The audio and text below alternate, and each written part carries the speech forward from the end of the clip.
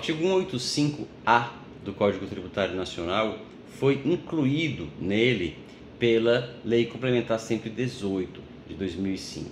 A Lei Complementar 118, lembrando, ela é aquela que visa a adaptar ou ajustar o Código Tributário Nacional à Lei de Falências e Recuperação Judicial, que foi publicada também nessa mesma época. Como a falência e a recuperação judicial, elas são assuntos que se relacionam com as garantias e os privilégios do crédito tributário, principalmente como nós veremos a seguir no artigo 186, então foi importante fazer o ajuste do Código Tributário para que ele ficasse compatível com o novo regramento que se deu para a falência. Mas aproveitou-se a oportunidade para alterar outras coisas, então a lei veio recheada de jabutis, a Lei 118, um deles é esse, que estabelece que se o devedor for citado, não pagar, não apresentar bens à penhora e não se encontrar nada que possa ser penhorado, pode ser decretada a indisponibilidade de bens e direitos, preferencialmente por meio eletrônico, para que todos os bens do contribuinte sejam bloqueados.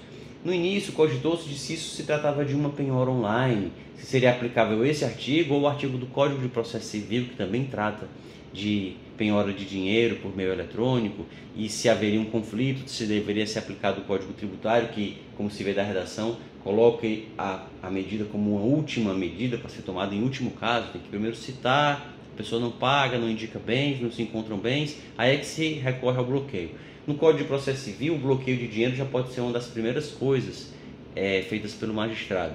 Então se colocava a questão de saber qual dos dois artigos que deveria prevalecer. Depois de algumas idas e vindas, o que a jurisprudência do Superior Tribunal de Justiça passou a entender foi que os artigos do Código de Processo Civil, que trata da penhora de dinheiro, e o artigo 185-A do CTN, eles tratam de situações diferentes. A penhora de dinheiro, que pode ser feita por meio eletrônico, pelo chamado Bacenjude, ela pode acontecer em qualquer execução. O dinheiro é um dos bens que pode ser usado para garantir a dívida, naquele rol previsto na legislação processual.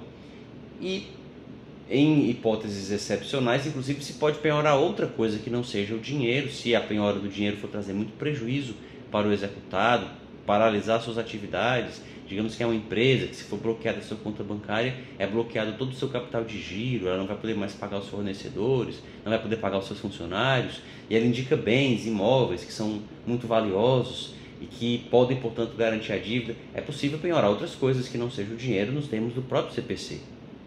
O artigo 185-A ele trata de outra coisa. Ele trata de o devedor ser citado, não se encontrar nenhum bem que possa ser usado como garantia, e tampouco o devedor tem a iniciativa de garantir a execução.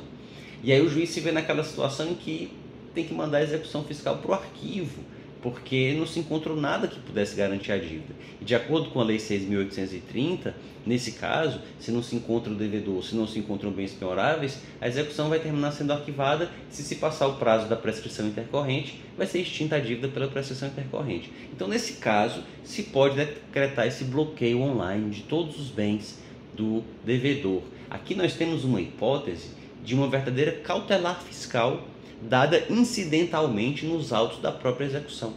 Então, a cautelar fiscal é um processo movido pela Fazenda Pública para garantir uma execução, bloqueando bens que depois serão penhorados nessa execução. A cautelar fiscal pode ser movida antes da execução fiscal ser proposta ou durante a propositura da execução fiscal, paralelamente à execução fiscal. E nesse caso, o que o 185-A autoriza é uma verdadeira cautelar fiscal dentro dos autos do próprio processo de execução, e que tem que seguir esses requisitos de, como disse, último caso, Só em último caso é que se pode recorrer a essa medida. Só se podem bloquear bens até o valor da dívida. Se o bloqueio ultrapassar esse valor, ele tem que ser objeto de levantamento, não se pode bloquear mais do que isso.